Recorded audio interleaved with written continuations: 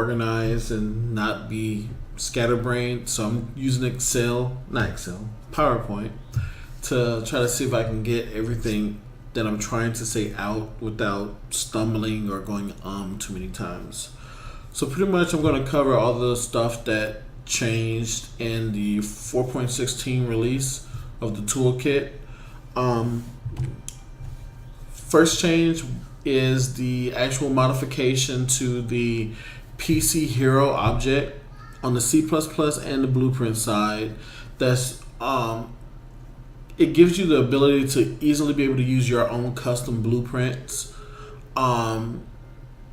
to actually drive the actual player that you want to use for your game. Pretty much what it does, it enables, well, it will disable the default inputs that the PC Hero uses and leaves it up to you to be able to implement all of the inputs that you want to use, as well as doing any interactive callbacks for like checking for the user input to, you know, talk to somebody or things like that, or, you know, the cancel input to be able to cancel out of things. That will be up to you to program yourself on your side of your blueprint for your character in general. For the inputs that are needed to be called, I have made those into like modular functions that can be called from the master blueprint that you're using to drive your character.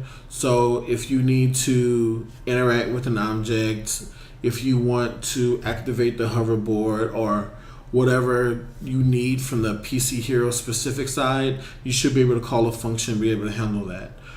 I have a video prior to this one that shows those callback functions, and there were requests for those to be added in the next release, and I've added those into the next release, so you can use those to do whatever callback to the main game that you need to be able to implement your own character blueprint. As well as disabling the movements, I've also added a pound define inside of the C++ side that will remove the C++ boom and camera, just in case you want your own custom one inside of your main character blueprint. That does require the code to be recompiled to be able to disable that. So if you need that removed, I have a pound define that just removes that from the code and pretty much just gives you a blank PC Hero character that you can parent to your main character class. And let me show you how to actually enable that now. So if I tab over one of these windows, let's see. So right now, to disable the actual movements, I have a variable inside the modular character. Well, I put it in this section.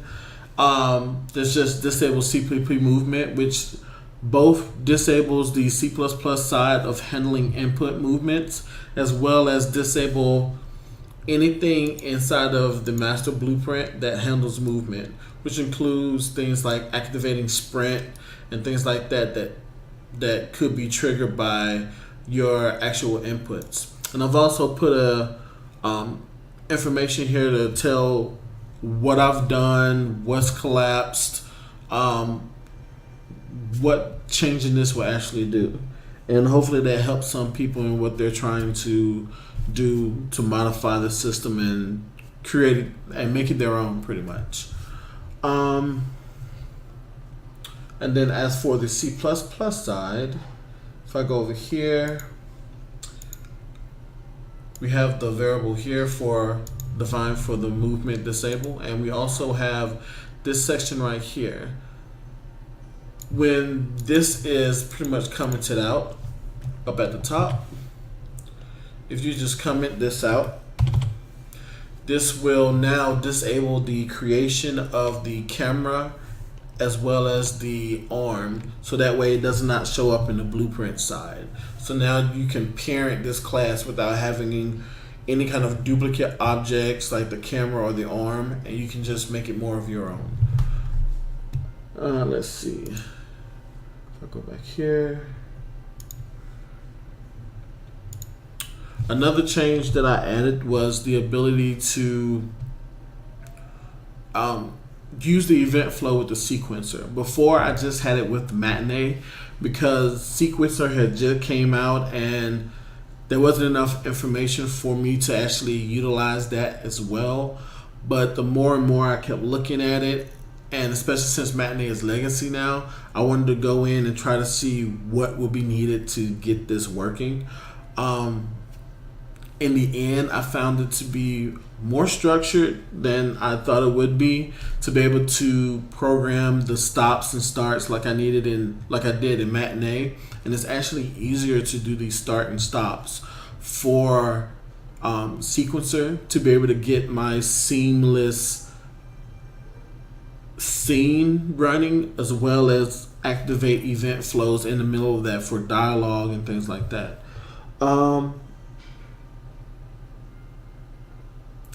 I'll show you the functions in a second that I've added in, so you know exactly where the code changed. I'll also show you the Matinee and show you the callbacks that it does, as well as what I've had to do to make sure that this works with the actual event flow to make things work. So if we go over to the game again, and I go over to, let's see, I'll move this over here real quick. If I just drag this over, I can't drag it over. There we go. This is pretty much the Matinee that I have. It's the same kind of cutscene that I had with the Matinee, except for this is full sequence. This has the same number of cuts that I had in the original cutscene, and the only thing that's missing from it actually playing is where it pauses and you see the actual dialogue happen between here. So now if I go over here and actually open the sequence,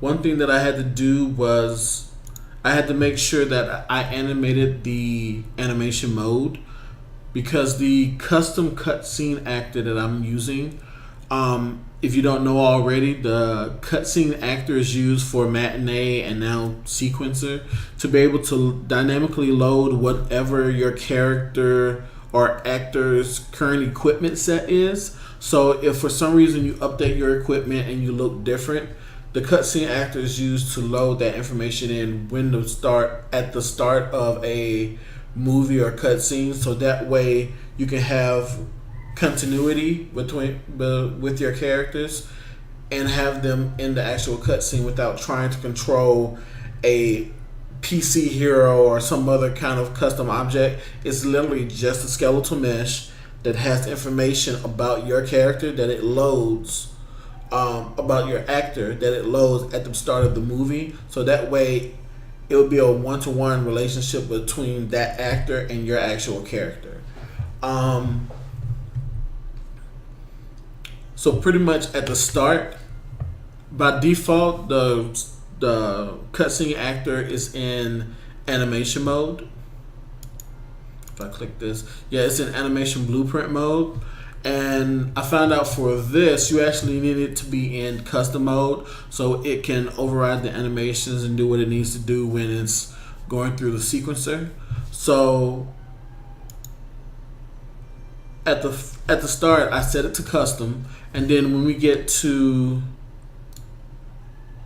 somewhere right here, this is where we switch back to our normal animation blueprint, and the natural idle for the character and everything takes over. So that way, or at least for me, when I try to go in and just left it as an idle animation, but then I stopped the sequencer, my animations would not loop, and the character actually just froze there, like the video was paused, and I didn't want that. So I switched it back to an animation blueprint, so that way you can at least have some kind of ambient movement for your character while the dialogue and things are going on.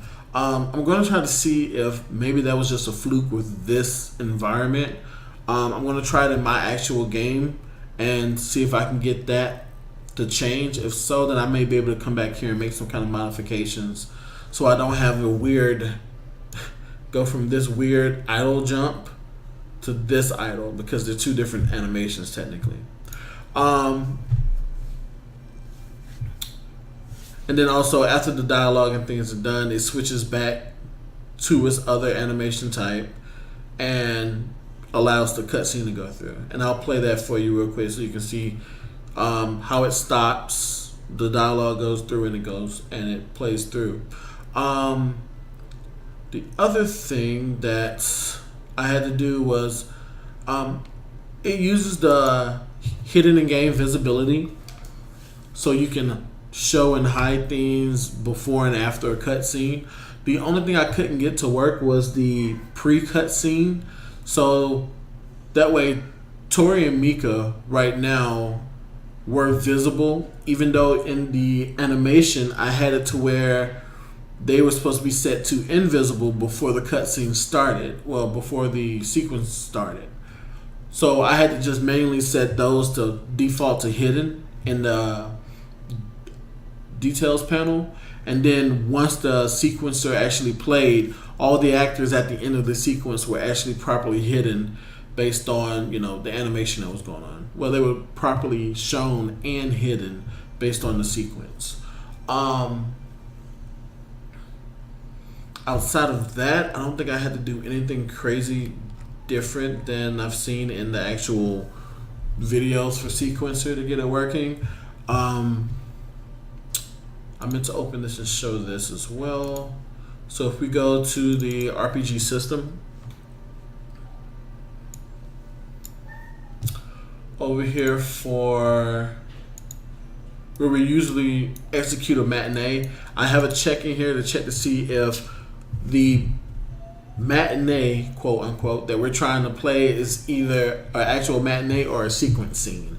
And depending on which one it finds in the level, it'll play one or the other.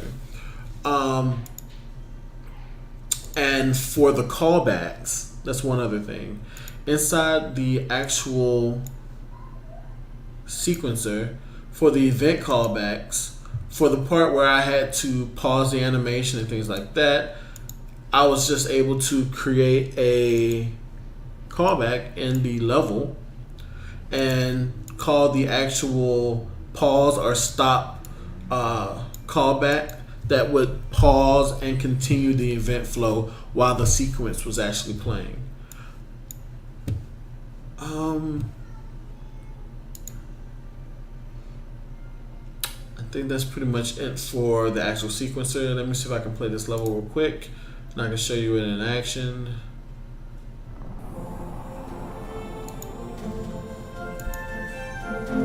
Let me change the scene back so I can actually play in the right window.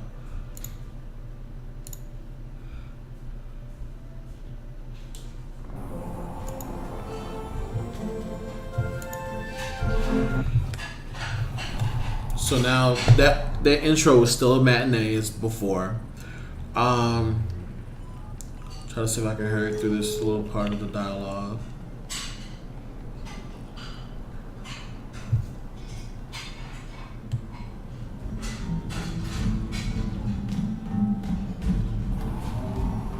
Alright, so I'll go over here to the sequence. So the sequence happens as soon as you go through these two doors. And before I walk all the way in, as you can see, that's the main character that we're about to talk to. The other two actors are hidden.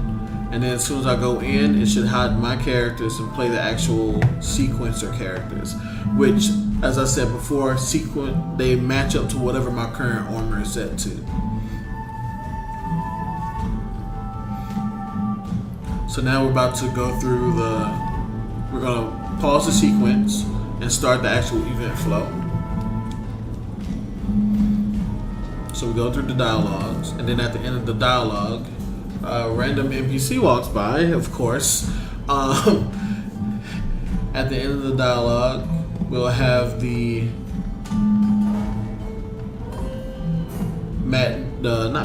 the sequencer continue to play.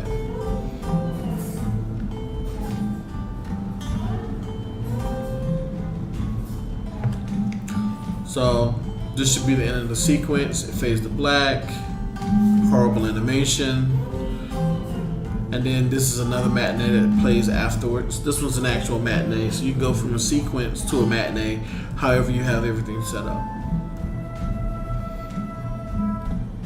And then that whole event is over, and you can do whatever you want. So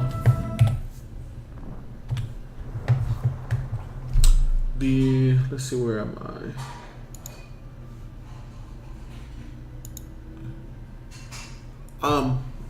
For the bug fixes for this one, because of how the engine is always changing and things like that, the way I dynamically loaded items in before were to get the actual class name and then get the default class from that. But what Epic did was they changed it to where you can no longer get access to the variables that you have in the default class. So I've had to add a new function callback to help clean this up. Well, not clean it up, but change the code to where I generated a default class for it and just pass that back based on the classes you send into it. So that way you can get access to all your dynamic information that you need to load during runtime without too much complication. So this should fix all the little warning errors that were probably there in the last few releases. I know I fixed this in some places, but I didn't put it everywhere. So now I've gone through and replaced it everywhere that you would be able to find it. So that should take care of that. Outside of that, the only thing I have planned right now is, as I'm making my game, right now, the way it works is anytime you change or add new events and things like that to the database, to the source database, you have to start a new game to be able to get that to populate over to the quick saves or your save files or things like that. One thing I'm trying to do right now is I'm trying to find a way to get that to auto-populate so you don't have to create a new game, because it's really frustrating right now, and I'm just at the beginning, to go in, add an event, start a new game, and go through what I've already done before. Or even try to manually populate that database information over to my active database to be able to go through events. So that's one thing I'm working on to alleviate, because that's one of the main frustrating points that I have with my own system. And I'm sure other people are annoyed to having to go back and start a new game just to test out or make changes or see changes. And then also the other thing is, I don't know if anyone actually looks at the event files. I'm going to open one right now. If we go over to data store events, and I'm just gonna pick one of the events that's here and just open it. Right now, all the event information is stored as actual raw data inside the event structures. What I'm gonna do is add AES encryption, and what that does is it allows you to come in and encrypt that data that's in there. I'm gonna make it backwards compatible, so that way, if you don't have, when you get the next update, if you don't have a file that's AES encrypted, when it loads up the information, it'll be able to load that unencrypted information. But when it saves it out again, it'll save it out as encrypted if you want it enabled or not. That's going to be controlled mainly by the database manager. So when I get those changes in there, you'll be able to at least change the key, so that way it's your own unique key to encrypt your files. So that way, if someone else has the toolkit, they won't be able to edit your files and just start changing your game without you wanting them to change your game and mod your game or whatever. You can also opt out. So if you want people to come into your data files and start changing events and changing text or things in the story, if they know how to modify the file, you can leave it that way. But for me, I want to encrypt it. Even though the database isn't fully encrypted, I at least want the events to be encrypted.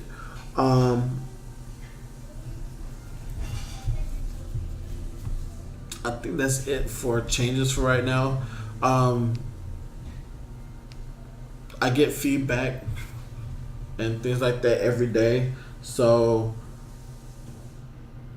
just if anyone has any opinions, anything that can help them, let me know and I'll see what I can do. I'm always open to help people without holding their hand, of course, but I'm always willing to help people and, help us all get to our end goal is trying to create something from our dreams, Have a good day.